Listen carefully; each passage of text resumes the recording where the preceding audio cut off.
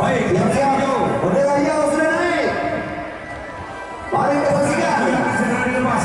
Jangan lalu-lalang lagi. Para penonton jangan lalu-lalang. Bendera hijau sudah naik. Pertanda kuda segera dilepas.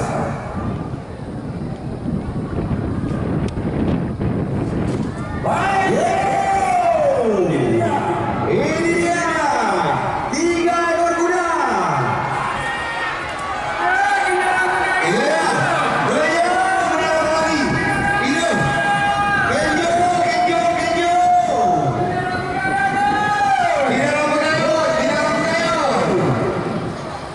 Ini.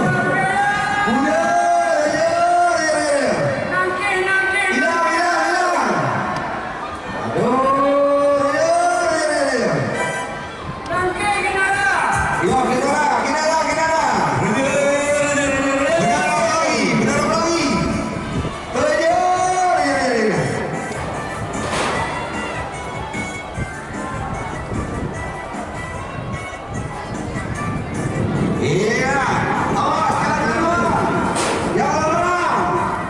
Mohon jangan diganggu, kuda sedang berlari. Mohon jangan diganggu, kuda sedang berlari.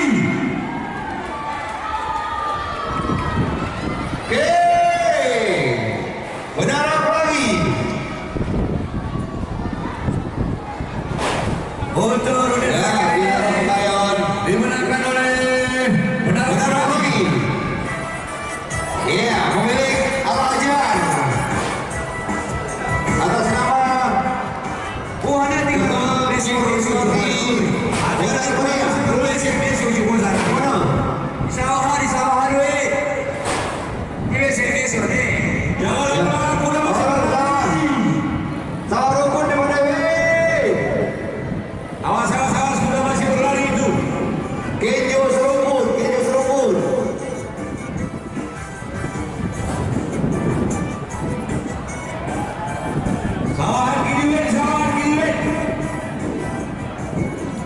awas, sudah masih berlari.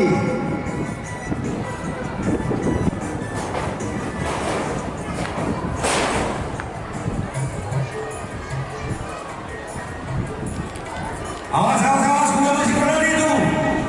Kuda masih berlari, hati-hati.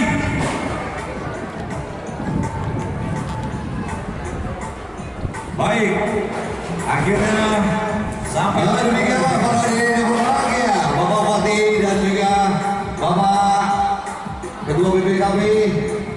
Demikianlah race terakhir kuda kita di hari ini. Dan perlu kami umumkan bahwa besok kita akan memasuki, kita telah memasuki